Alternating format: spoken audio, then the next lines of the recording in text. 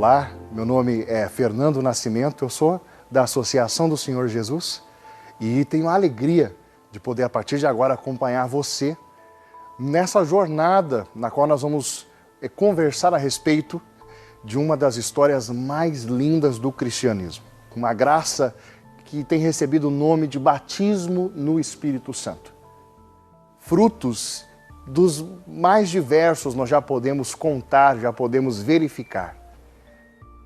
É de fato, a partir da década de 80, que a renovação carismática católica vai se desenvolver, crescer e portar frutos para a igreja de um modo muito especial no nosso país, no Brasil. Na década de 80, no início da década de 80, tendo recebido a inspiração de pregar através da televisão, o padre Eduardo começa uma associação de amigos e amigas que vão ajudá-lo como benfeitores, né? Benfeitores e benfeitoras, para que ele consiga comprar um espaço na televisão e comece a pregar o Evangelho. Junta-se a ele, então, os primeiros líderes de renovação carismática, sobretudo da região de Campinas. E em 1981 ele funda a Associação do Senhor Jesus, junto com a irmã Nelly, junto com a irmã Luísa Tecila, e logo depois chega a irmã Cecília.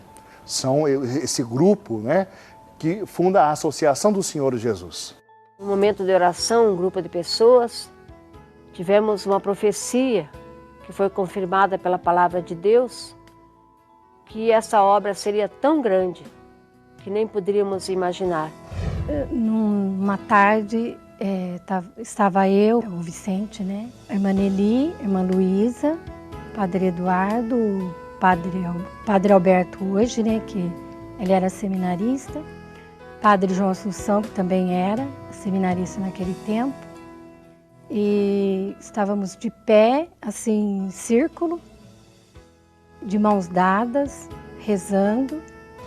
Naquela ocasião, Vicente, o nosso funcionário, recebeu de Deus a profecia. Que Deus, Ele mesmo iria realizar uma obra no nosso meio muito maior do que a gente imaginava. Que se espalharia até pelo mundo. E nós não poderíamos calcular o alcance da mesma. Vicente profetizou: eu vou realizar uma obra muito maior do que vocês podem imaginar. Continuem perseverantes. Então nós pedimos ao Senhor que Ele nos confirmasse aquela palavra. Irmã Nelly abriu a Bíblia. E com uma passagem de Abacuque que eu abri no momento, eu confirmei aquela profecia que o Vicente tivera. Vede, pasmai e morrei de espanto, pois eu vou realizar uma obra em vossos dias. Obra a que não acreditareis se alguém vos contasse. Pouco tempo depois, eles conseguem colocar no ar um programa chamado Anunciamos Jesus. É interessante porque eles estavam na casa de um dos colaboradores e se puseram a orar e a escutar de Deus o que deveria ser esse programa. E abriram a Epístola de São João, no capítulo 1, que diz: aquilo que vimos, aquilo que ouvimos, que nossas mãos tocaram no tocante ao verbo da vida, isto nós vos anunciamos. Então nasceu o nome do programa, Anunciamos Jesus. A história do Anunciamos Jesus tem início em 1979, quando um grupo de pessoas formou a Associação do Senhor Jesus. Padre Eduardo Dougherty, o jesuíta americano, sentiu a necessidade e a importância da igreja estar nos meios de comunicação social. Em 4 de junho, a semente é lançada. Entra no ar o primeiro programa católico brasileiro. Não havia grandes recursos técnicos, tudo era limitado, mas havia um grande desejo e um grande sonho: anunciar Jesus Cristo. Aleluia, aleluia.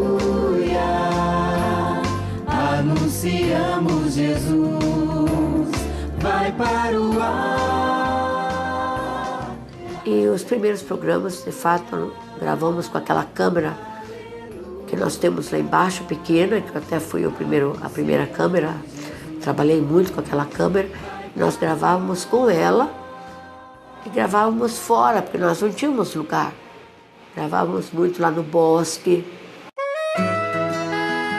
Cáter Filho, o diretor do programa da época, atribui o sucesso ao grande carisma do Padre Eduardo. É uma pessoa muito carismática, no sentido de, daquele jeitão dele, o dom de língua, aquela mãozona dele. Então, quando o Padre Eduardo apareceu e o programa Anunciamos Jesus apareceu, não só agradou a renovação carismática que estava crescendo, mas pelo formato dele, agradou a igreja no Brasil. O Padre Eduardo e eu fomos para a Holanda, onde tivemos um encontro de Evangelização 2000, onde se falou muito a respeito de programas na televisão. Os nossos irmãos de Dallas, não é, tinham um trabalho excelente para aqueles tempos, realizando programas que eram exibidos na televisão americana. O Padre Eduardo teve a ideia de fazermos isso em português. E me convidou. E nós da Holanda fomos para Roma e de Roma fomos para os Estados Unidos. E lá nos Estados Unidos fomos a Dallas, onde aconteceu o meu batismo de televisão. Porque eu nunca tinha me apresentado diante de uma câmera de televisão. Me lembro que quando eu fui rezar, o que eu disse para Deus foi isso: eu entrego ao Senhor a minha cara. E usei a palavra cara. Não foi nem rosto nem face, foi cara. E entreguei mesmo. E olha que ele usou bastante nesses anos todos, não é? Então foi o meu batismo em televisão. E a partir daí, Padre Eduardo cultivou a ideia de termos um programa que ele já começou a dizer que se chamaria Anunciamos Jesus. E foi o que aconteceu. Pela graça de Deus, eu fui o primeiro apresentador do Anunciamos Jesus. Uma aventura. E fizemos.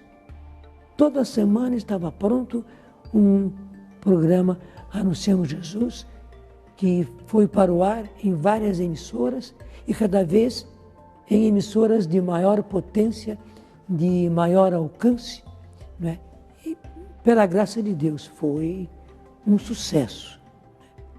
Foi o primeiro programa católico na televisão brasileira e que até hoje continua fazendo a sua parte de levar Jesus a muita gente. Anunciamos Jesus, realmente anuncia Jesus. Esse programa começou pela TV Gazeta, né? Tinha uma certa amplitude, tocava aqui o estado, partes da Grande São Paulo, né? E Padre Jonas, Padre Eduardo começaram a ser os apresentadores do Anunciamos Jesus. A Canção Nova já existia enquanto comunidade, já estava dando seus primeiros passos com a rádio, Padre Eduardo dando grande incentivo, mas é na Associação do Senhor Jesus que, de fato, o Padre Jonas começa o seu trabalho como comunicador, agora na televisão. Ainda nos anos 70, eu trabalhava com jovens. E do Antônio, que era bispo da Diocese de Lorena, do Antônio Afonso de Miranda, me chamou no escritório e ele estava com o documento Evangelho Anunciante e ele me mostrou o número 44 e me disse: Padre Jonas, esse documento é muito importante. Nós precisamos colocá-lo em prática. Uma vez que o senhor trabalha com jovens, comece com jovens, porque com jovens é mais fácil. E eu disse para Dom Antônio: eu vou rezar, vou pensar e lhe trago a resposta. E realmente eu fiz um esquema de um encontro que demoraria 2 anos. Mensalmente os jovens haveriam de se encontrar, tendo uma palestra doutrinal, uma palestra vivencial, um bom momento de oração, uma boa celebração da Eucaristia. E começamos. Porque aquele número 44 do documento de Paulo VI, falava justamente de uma catequese para jovens. Foi o que nós começamos a fazer intensivamente. Depois de 2 anos, eu vi que aqueles jovens estavam muito preparados e muito dispostos. No último encontro que nós teríamos, na festa de Cristo Rei, no final de semana inteirinho,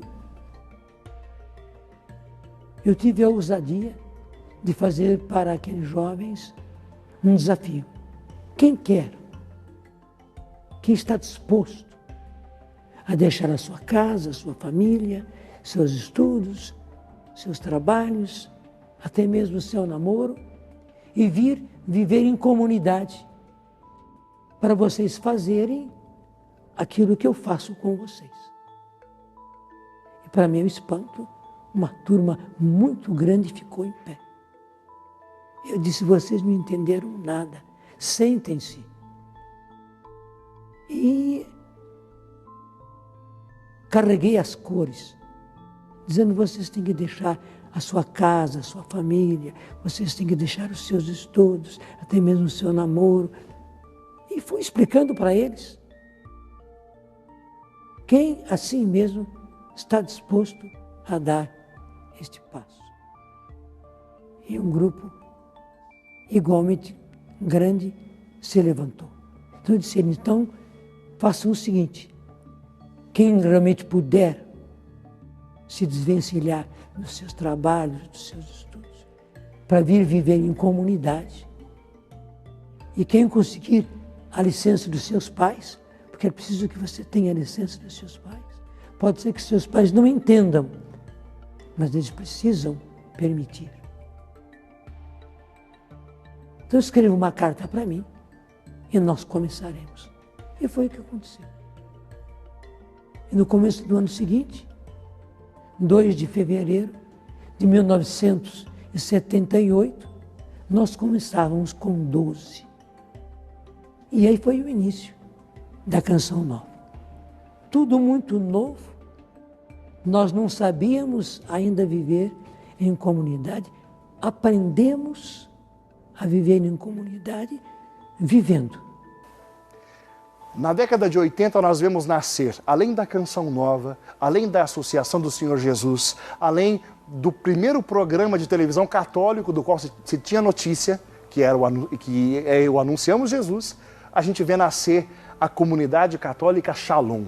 Eu sou Moisés Louro de Azevedo Filho e eu nasci em Fortaleza. Nasci numa família tradicionalmente católica. Aos 16 anos, convidado por uma amiga minha, eu pude fazer um encontro de final de semana na igreja, na Arquidiocese de Fortaleza. E lá, pela primeira vez, eu pude ter a minha experiência pessoal com Jesus Cristo. Tendo tido essa experiência, eu olhava para os jovens da minha cidade e eu muitas vezes queria transmitir, dar de graça o que de graça eu tinha recebido, mas não sabia bem como fazer. Foi aí que, em 1980, o Papa João Paulo II visitou a minha cidade, Fortaleza. E era arcebispo de Fortaleza, o cardeal Loscheider, me convidou para que, em nome de todos os jovens, eu pudesse dar um presente ao Papa na hora da procissão do ofertório.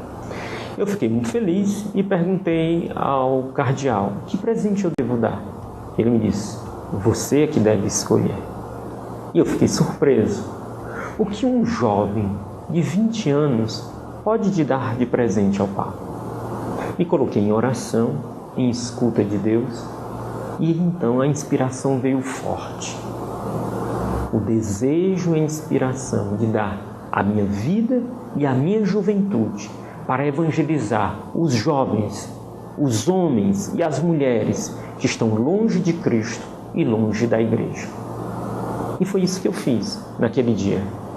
Na hora da procissão do ofertório, eu entreguei a minha carta nas mãos do Papa.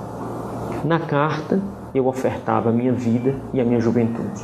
Eu não falei nada para o Papa João Paulo II, mas os olhos dele como que entraram na minha alma e como se lessem tudo aquilo que eu trazia dentro do coração. Ele tocou no meu rosto e ele me abençoou. E eu estou convicto que naquele momento eu recebi uma graça especial, que eu não saberia dizer ainda bem qual era naquele instante. Depois daquele momento marcante que ainda me acompanha, aquele olhar e aquela mão me abençoando, depois daquele momento então começou a surgir uma inspiração de como evangelizar aqueles jovens que não queriam ouvir falar de Cristo e da igreja. Bem, um jovem que não vai à igreja, que não vai à missa, ele come um sanduíche, ele come uma pizza. Por que não fazer uma pizzaria para evangelizar? E foi isso que aconteceu. No dia 9 de julho de 1982, nós inauguramos o primeiro Centro Católico de Evangelização Shalom. Naquela noite, a casa já estava lotada. Eram muitos os jovens. E desses jovens, depois trouxeram suas famílias. Depois vieram os pobres. Depois veio uma verdadeira multidão. E destes que vieram, eles começaram a dizer: eu quero fazer aquilo que você fez. Eu quero também ofertar a minha vida a Cristo e à igreja, em favor da humanidade. E assim nasceu a comunidade católica Shalom.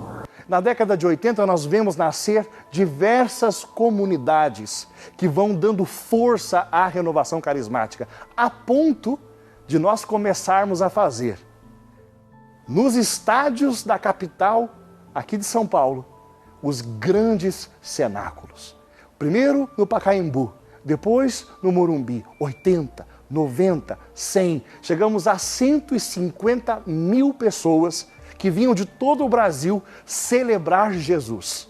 O número de pessoas era importante, demonstrava a sede do povo, mas muito mais tudo o que acontecia nesses encontros.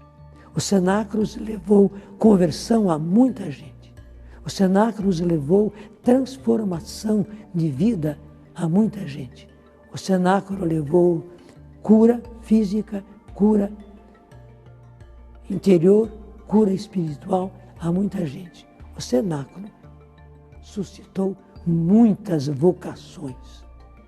Vocações sacerdotais, vocações à vida religiosa, vocações para as novas comunidades.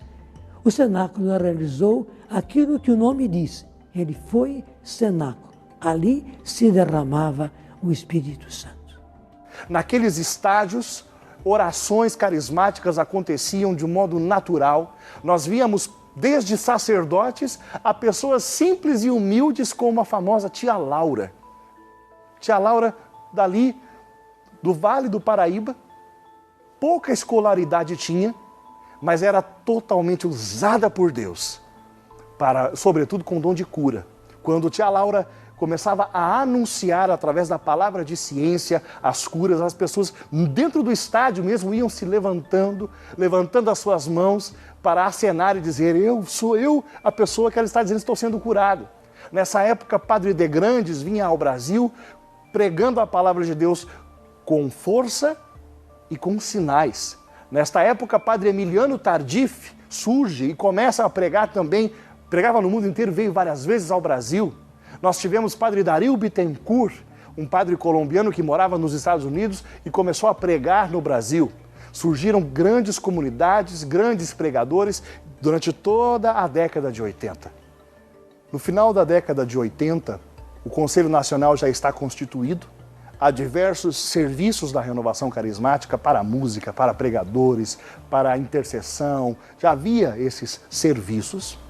E há uma reunião específica na qual o conselho pede ao padre Caetano de Tilesse, que era um padre belga que morava na cidade de Fortaleza, para que ele escrevesse a respeito de coisas que ele vinha falando no tocante à eclesiologia. E o padre Caetano escreve um documento sobre a renovação carismática católica em face da teologia da libertação. Naquela época, década de 70 e 80, era muito forte a teologia da libertação na Igreja Católica do Brasil. E havia, sem dúvida nenhuma, um antagonismo entre a experiência de renovação carismática e a experiência da teologia da libertação. Eram realidades naquele então muito antagônicas. Embora o cardeal Swenens tenha feito esforços junto com Dom Helder Câmara para haver um diálogo quando eles escreveram o documento de Malinas número 3, Renovação e Serviço ao Homem. Havia ali um documento que falava do apelo que o Espírito Santo faz aos nossos corações para atender o pobre, o necessitado. Mas havia essas dificuldades e o padre Caetano escreve esse documento, a Renovação Carismática Católica e Teologia de Libertação.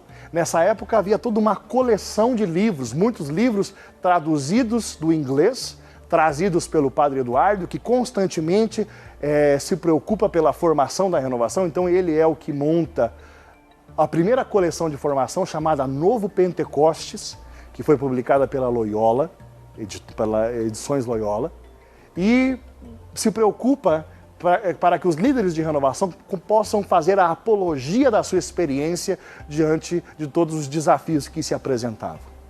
No início da década de 90, a renovação carismática percebe o grande crescimento, mas recebe por uma palavra de profecia que havia necessidade de maior unidade dentro da renovação.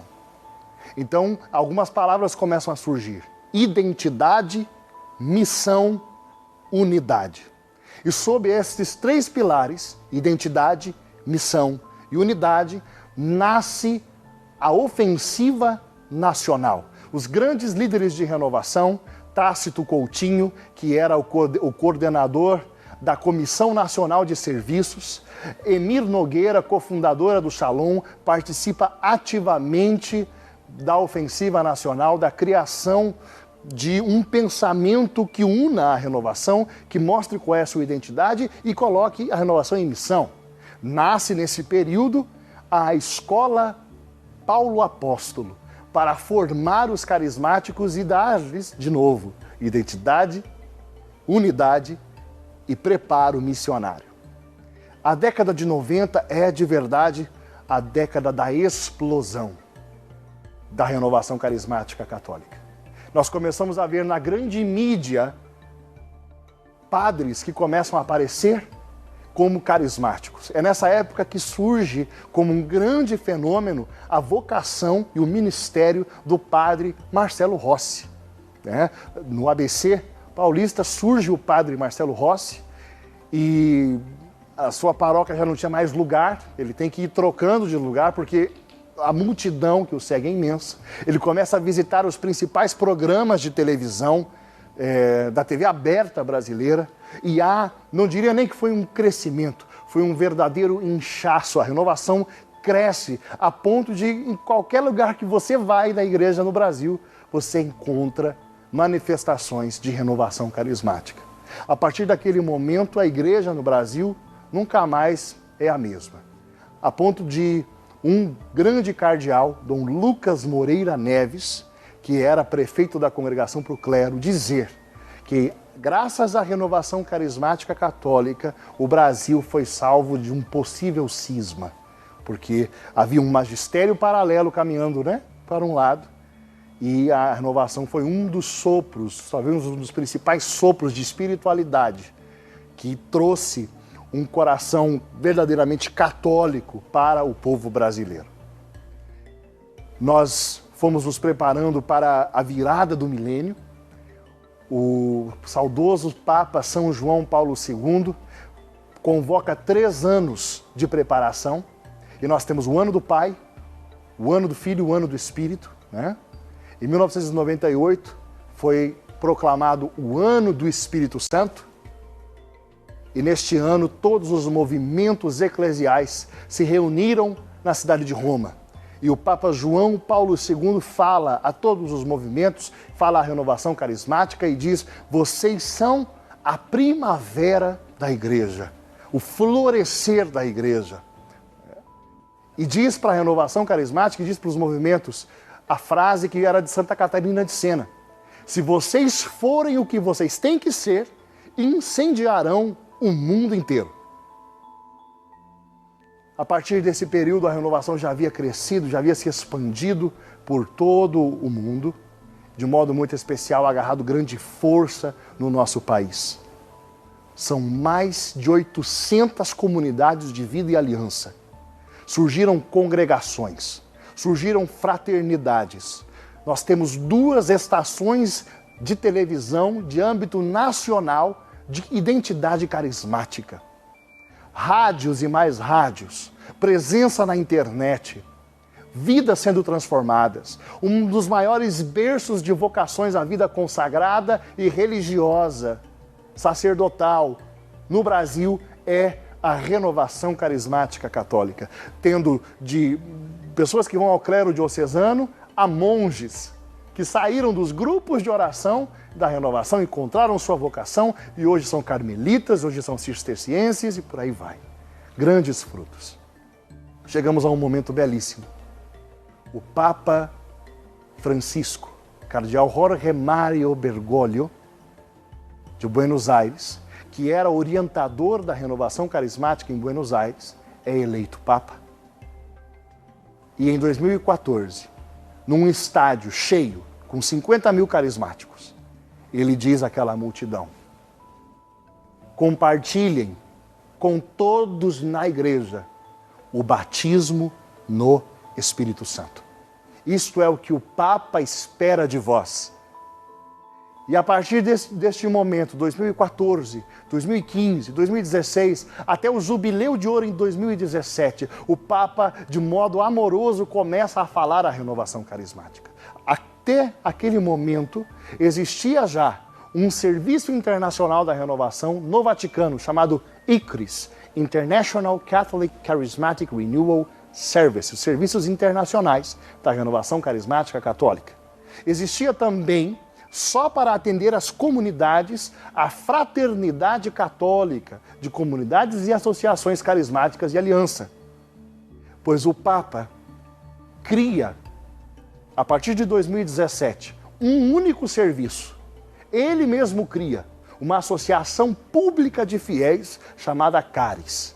E a partir desse momento, a Igreja cria para a renovação um organismo de comunhão que une todas as expressões carismáticas no mundo inteiro, que se relaciona diretamente com o Santo Padre. E é nesse momento que o Papa diz: vocês têm que compartilhar com todos na igreja a vossa experiência. Nós louvamos a Deus porque estamos celebrando 50 anos do dia que esta graça chegou ao Brasil. O Brasil nunca mais foi o mesmo depois que o batismo no Espírito visitou a terra de Santa Cruz. E nós cremos que muito mais virá, em nome de Jesus. Amém.